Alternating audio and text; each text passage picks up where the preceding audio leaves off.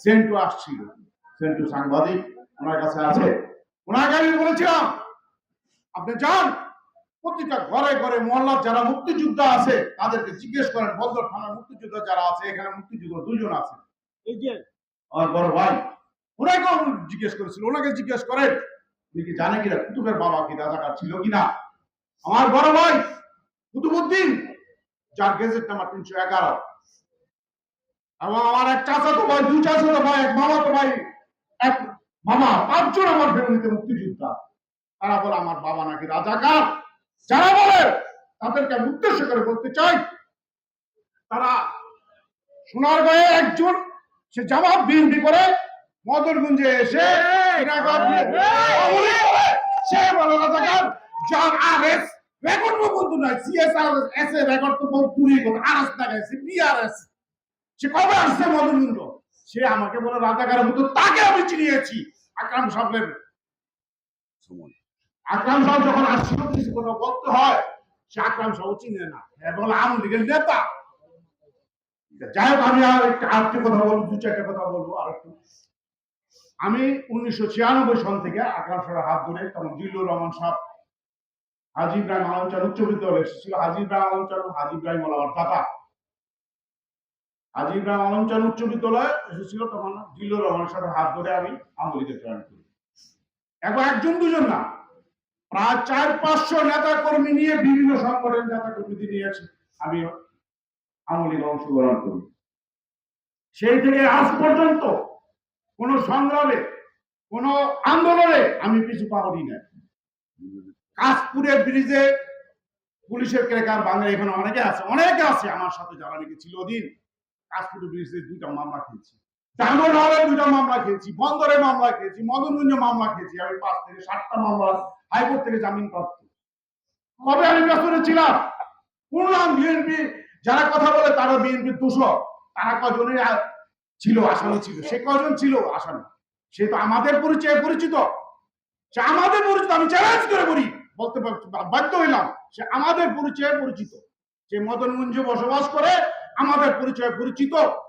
সে কতদিন ধরে আসছে, যাক আমি নাম বলবো না, নাম বলে একে বড় করতে চাই না। সে আমাকে বলে রাজাকারের পুত্র, যারা সিএস আরএস এদের কোনো রেকর্ডই এদের মদনগঞ্জে নাই।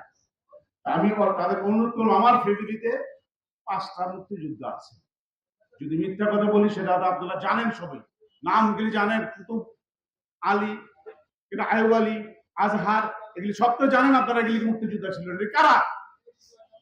এটা আমার ভাই, আমার ভাই যারা আছে, আমার একটা ফ্যামিলিতে, যে ফ্যামিলিতে 5টা মুক্তিযোদ্ধা, সে ফ্যামিলি কিভাবে রাজাকার হয়? হ্যাঁ, একটা কথা যেটা আমি স্বীকার করব, এই আর্মিরা, সেনারা আমার বাড়িতে হানা দিয়েছিল। আমি বলেছি আমি মামুননগর যাইতেছি, আমার বড় ভাই পাক সেনারা আমাকে ধরে নিয়ে আসে, ধরে নিয়ে আমি আসার আগেই পূর্বেই এখানে আমাদের গদিঘর ছিল, গদিঘর লুটপাট করে টাকা পয়সা নেওয়া যায়। আমি বাড়িতে যাওয়ার পর আমার মিলিটারিরা বাড়িতে যাওয়ার পূর্বেই আমার বাড়ি লুটপাট করে, অনুসন্দেহ করে। আপনারা জানেন, যারা মুরব্বী আছে 71 সালে যারা দেখেছেন সবাই জানেন আমার বাড়ি লুটপাট হয়েছে কিনা, আমার ভাই কুতুবকে কিনা ধরতে এসেছিল কিনা, আমার ভাই আলীকে ধরতে এসেছিল কিনা, আলীকে ধরতে এসেছিল কিনা, আপনারা সবাই জানেন, আপনারা যারা লোকাল আছে। আমার ভাই পাক সেনাদের সমুদ্র যুদ্ধে সমরক্ষেত্রে যুদ্ধ করেছিল। কার কটা ভাই সমরক্ষেত্রে যুদ্ধ করেছিল? সমুদ্রে গানবোট ডুবাইছিল কার ভাই? যুদ্ধ করেছিল আর্মিদের সাথে, পাক সেনাদের সাথে কার ভাই? কার কটা ভাই মুক্তিযুদ্ধ হিসেবে আর্মিতে যুদ্ধ করেছিল? আমার কাছে ইতিহাস আছে, রেকর্ড আছে। যারা রেকর্ডের কথা বলে, আমার কাছে রেকর্ড আছে, নারায়ণগঞ্জের ইতিহাস আমার কাছে রেকর্ড আছে, কোথায় কোথায় কোন সময় আমার ভাই যুদ্ধ করেছিল, প্রত্যেকটা যুদ্ধ আমার ভাই ছিল। আমারে বলুন রাজাকার ছিলেন, আমি শুধু চ্যালেঞ্জ করে তো বলেছিলাম, যদি এরকম কোনো প্রমাণ করতে পারেন আমরা রাজাকারের ছিলেন, রাজাকারের বংশধর, আমার বাবা কোনো জায়গা কোনো ক্ষতি করেছে, রাজাকার করেছিল, হ্যাঁ আমার বাবা উপকার করেছে, এরকম করে কেউ বলতে পারতেন। আমার বাবা এই ওয়ার্ডে বিডি মেম্বার ছিলেন, সাহেবের মিয়া কি ছিল, সাহেবের মিয়াকে যে গন্ডগোলের সময়, স্বাধীনতা যুদ্ধের সময় যে মুক্তিযোদ্ধারা হত্যা করেছিল, সাহেবের মিয়া কি ছিল, কেন সাহেবের মিয়াকে হত্যা করেছিল? সাহেবের মিয়া রাজাকারের কমান্ডার ছিল দিকে এই সোনাকান্দা ইউনিয়নে, তাকে হত্যা করা হয়েছিল। আমার ভাইয়ের বাবাকে হত্যা করতে পারলো না, মুক্তিযোদ্ধারা আমার বাবাকে ধরতে পারলো না। যাই হোক, আমি এদের উদ্দেশ্য করে আর কয়েকটা কথা বলতে চেয়েছিলাম, এখন খুব সময় সংক্ষিপ্ত। আমাদের প্রধান অতিথি উনি দু চারটি কথা, মূল্যবান কথা বলবেন, এই বলে আমার বক্তব্য শেষ করছি। জয় বাংলা, জয় বঙ্গবন্ধু, জয় হোক মেহনতি মানুষ।